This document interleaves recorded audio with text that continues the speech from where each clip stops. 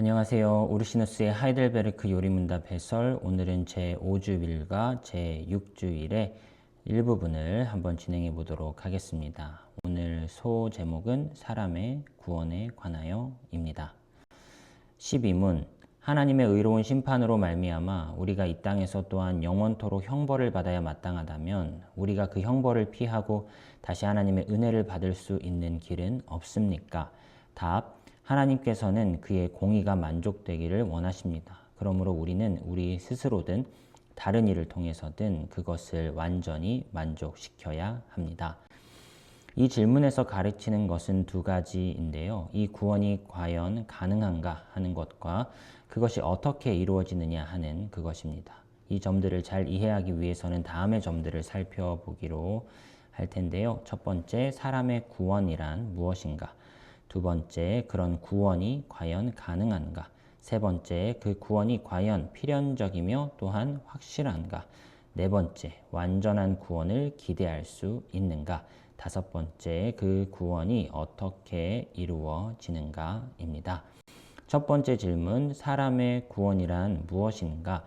사람의 구원은 타락으로 인하여 사람에게 드리워진 죄와 죽음의 모든 비참함으로부터의 완전한 구출에 있으며 또한 그리스도로 말미암아 의와 거룩함과 생명과 영원한 복락을 완전히 회복하는 데에 있습니다. 이러한 구원은 모든 신실한 자들에게 금생에서 시작되며 또한 내생에서 완전히 실현됩니다. 두 번째 질문, 그런 구원이 과연 가능한가? 타락의 황폐함으로부터 사람을 구원해내는 일이 가능했다는 것은 다음과 같은 점들에서 추정해낼 수 있는데요.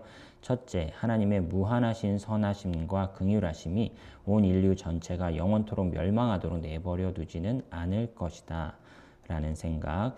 두 번째, 하나님께 오리 없는 지혜가 있으시므로 우리는 그가 인류를 향하여 긍휼하심을 드러내시면서도 그의 정의를 손상시키지 않는 방법을 얼마든지 도모하실 수 있을 것임을 기대할 수 있다라는 점이고요. 셋째로는 하나님의 권능을 생각해도 무로부터 사람을 자신의 형상대로 창조하신 그가 사람을 타락의 패망 그리고 죄와 죽음에서 구원하실 수 있다는 결론에 이를 수 있다. 이렇게 우르시누스는 설명해 줍니다.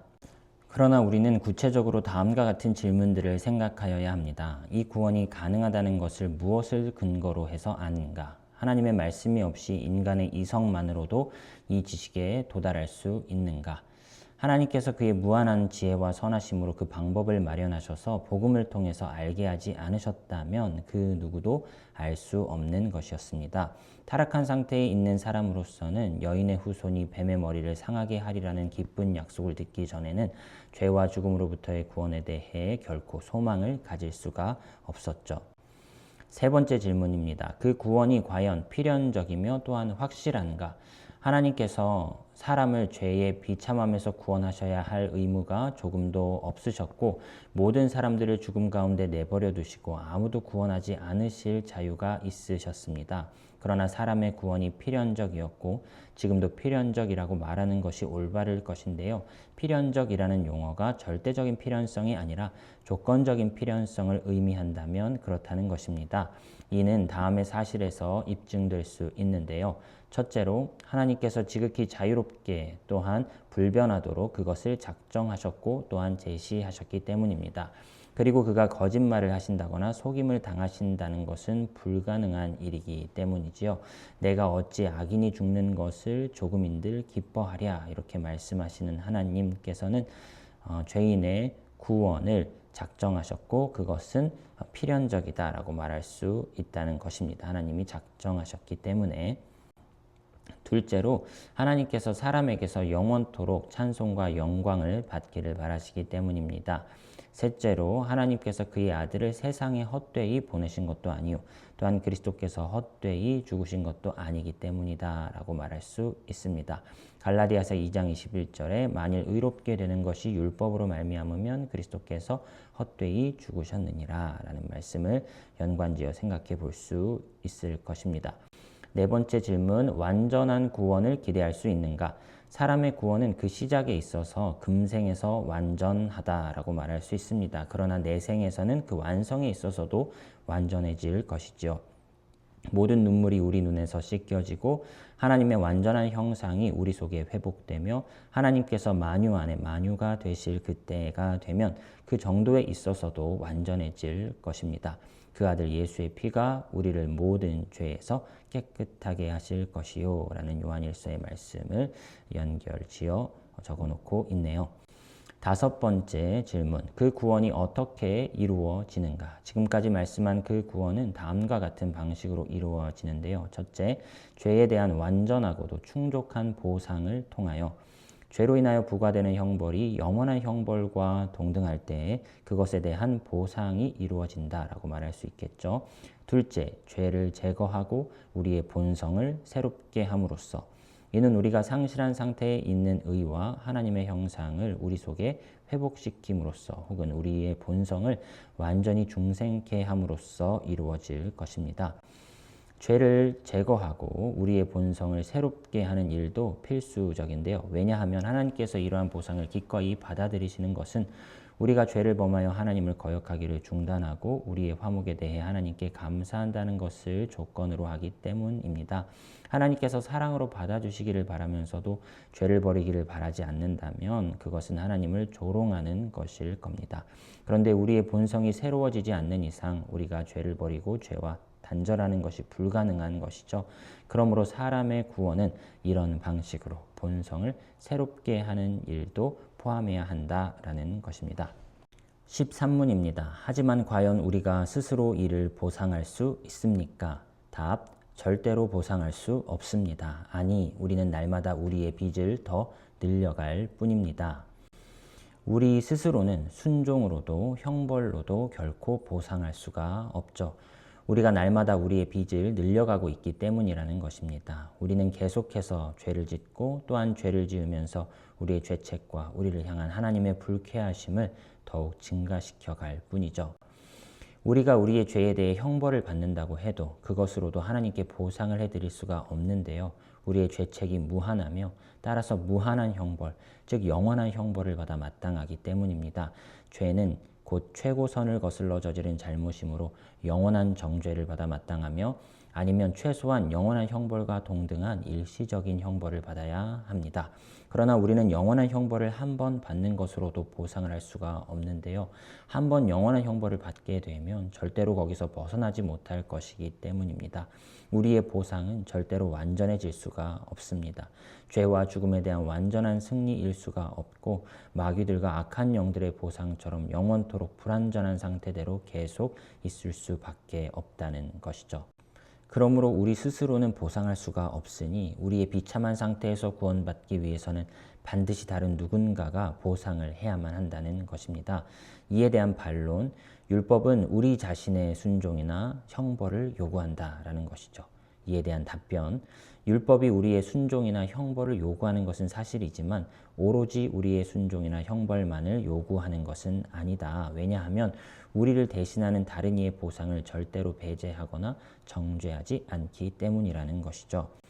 이에 대한 반론 두 번째, 죄책을 진 자 대신 다른 이에게 형벌을 부과한다는 것은 부당하다. 그러므로 그리스도께서 우리를 대신하여 형벌을 받으실 수가 없다. 이에 대한 답변, 다음의 조건들이 성립할 경우에는 죄책을 진 자를 대신하여 다른 이가 형벌을 받는 것은 하나님의 정의와 모순된 것이 아니다 라고 말할 수 있는데요. 첫째로, 형벌을 받는 자가 무죄할 경우, 둘째로, 그가 죄책을 진 자들과 동일한 본성을 지녔을 경우, 셋째로 그가 자의로 자기 자신을 보상으로 드릴 경우, 네 번째로 그 자신이 이 형벌을 능히 견디며 나올 수 있을 경우.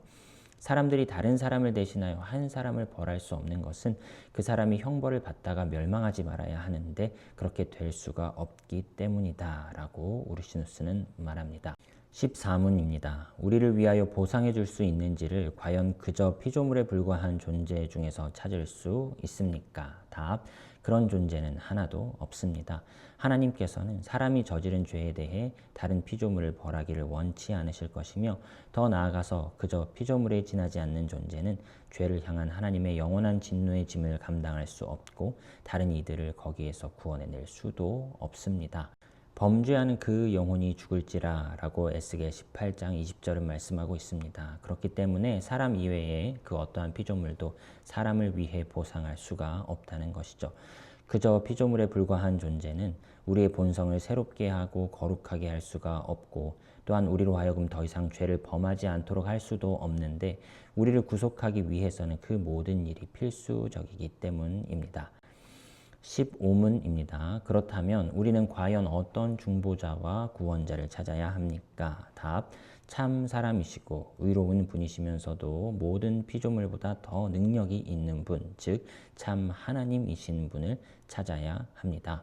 16문도 연달아 보겠습니다. 중보자는 왜 참 사람이셔야 하고 또한 완전히 의로운 분이셔야 합니까? 답. 죄를 범한 동일한 인간 본성이 죄에 대해 보상할 것을 하나님의 공의가 요구하기 때문이요. 또한 스스로 죄인인 자는 다른 이들을 대신하여 보상해 줄 수가 없기 때문입니다.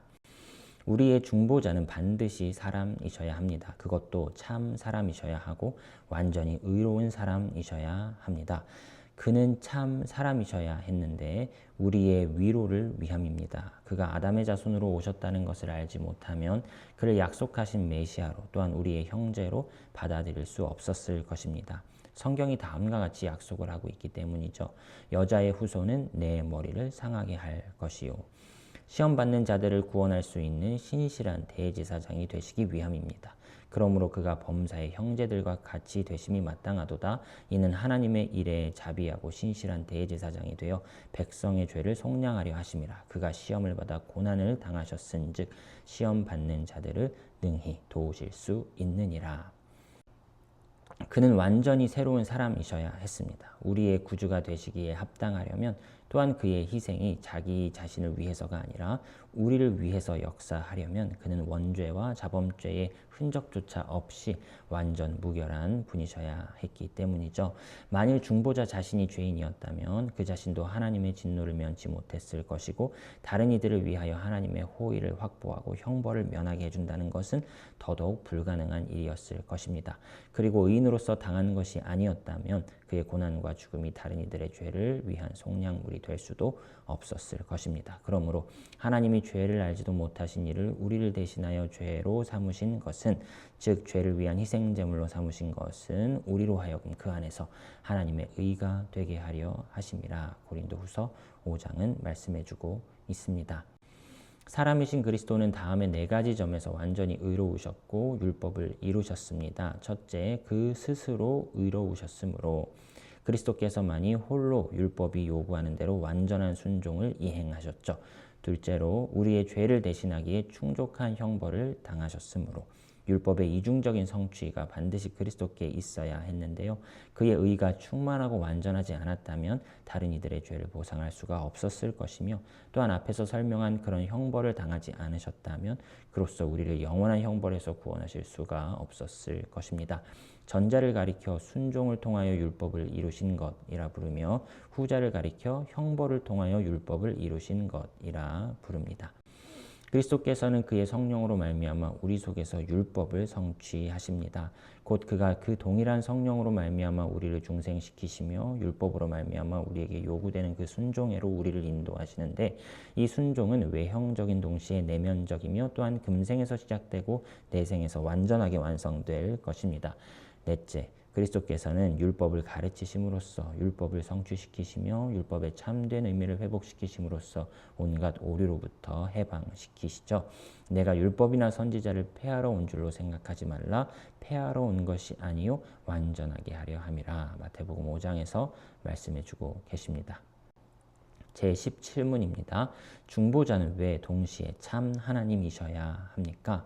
답. 그것은 그의 신성의 능력으로 하나님의 진노의 짐을 그의 인성에 짊어지시기 위함이며, 또한 우리를 대신하여 의와 생명을 얻으사 우리에게 회복시키기 위함입니다. 우리의 중보자는 참 사람이시며 완전히 의로운 사람이셔야 할 뿐만 아니라 참되고 전능하신 하나님이셔야만 했습니다. 그 이유는 다음과 같은데요. 첫째, 그의 신성의 권능으로 말미암아 그의 인성이 죄에 대한 하나님의 무한한 진노를 감당하시고 또한 죄에 대한 형벌을 당하시기 위함입니다. 그 형벌의 기간에 있어서는 일시적이지만 그 중함과 위엄과 가치에 있어서는 무한한 것이었는데요. 우리의 중보자께서 그저 사람에 불과했고 그런 상태로 하나님의 진노의 짐을 스스로 짊어졌다면 그는 그 무게에 눌려 뭉개졌을 것입니다. 그러므로 그가 절망 가운데 빠지거나 뭉개지지 않고 무한한 형벌을 감당하시기 위해서는 반드시 무한한 힘을 소유한 분이셔야 했고 그렇기 때문에 하나님이셔야 했다라는 것이죠. 이 형벌이 그 기간에 있어서는 유한한 것이 합당한데요. 왜냐하면 중보자가 영원토록 죽음의 상태에 있을 필요가 없기 때문입니다. 오히려 그가 죽음에서 살아나오셔서 우리의 구속의 은택을 이루시고 완전한 공로를 세우시고 또한 그 공로를 우리에게 적용시키셔서 그가 우리를 대신하여 값주고 사신 그 구원을 우리에게 베푸시는 것이 합당한 일이기 때문이라는 것이죠. 그저 사람에 불과했다면 죽음에서 살아나올 능력이 없었을 것입니다. 그러므로 다른 이들을 죽음에서 구원하셔야 할 그분이 그 자신의 능력으로 죽음을 극복하셔야 했고 그 자신이 먼저 죽음을 던지고 일어나셔야 했습니다. 그러나 그가 하나님이 아니셨다면 이런 일은 불가능했을 것입니다.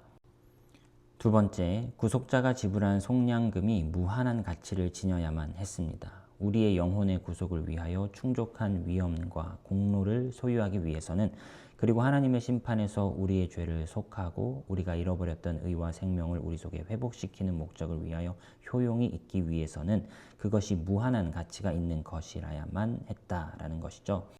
중보자께서 성령을 주시고 교회를 모으시며 거기에 임재하시고 또한 그의 죽음을 통해 값주고 사신 은택들을 베푸시고 보존하실 수 있으려면 그가 반드시 하나님이셔야 했습니다. 그가 희생제물이 되시고 그 스스로 죽음을 던져버리시고 또한 우리를 위하여 하나님께 간구하시는 일이 그에게 합당한 일이지만 동시에 그가 더 이상 우리의 죄로 하나님을 거스르지 않으리라는 확신을 주시는 것도 그에게 합당한 일이었습니다. 오직 성령을 주실 능력을 지니시고 또한 그를 통하여 마음을 중생시키는 분만이 그것을 약속하실 수 있는데 그 일은 오로지 하나님께만 해당되는 일이죠. 내가 아버지께로부터 너희에게 보낼 보혜사 오직 본성을 다스리시는 주님이신 그분만이 그 본성을 변화시키실 수 있는 것입니다. 이에 대한 반론입니다. 해를 받은 당사자는 메시아가 될 수 없다. 그리스도는 메시아다. 그러므로 그는 해를 받은 당사자일 수가 없고 따라서 하나님일 수가 없다. 이에 대한 답변입니다. 주 전제는 해를 받은 당사자가 위격적인 구별을 용납하지 않을 존재일 경우에만 참인데요. 그러나 하나님은 이 경우에 해당되지 않으신다라고 하면서 이제 삼위일체적인 이야기를 암시해 주고 있습니다. 오늘의 결론입니다. 율법의 저주 아래 있는 우리는 율법의 형벌을 당함으로써 동시에 율법에 순종함으로써 만족시켜야 하는 처지에 직면해 있습니다. 그러나 그저 피조물인 인간으로서는 도저히 율법의 요구를 만족시킬 수 없습니다. 하지만 복음이 있습니다. 우리를 대신하여 율법의 요구를 만족시킬 수 있는 분이 계시다는 것이죠. 그분은 완전한 사람이요 동시에 완전한 하나님이신 분으로서 우리의 구원에 있어 유일한 존재이신 분입니다. 영원한 형벌을 일시적으로 온전히 감당하시고 죽음에서 일어나 지금도 교회를 온전히 보존하시는 그분은 우리의 주 예수 그리스도이십니다. 다음 시간에는 제6주일의 나머지 부분 중보자 하나님의 언약 복음에 대해서 다루어 보도록 하겠습니다. 오늘도 수고 많으셨습니다.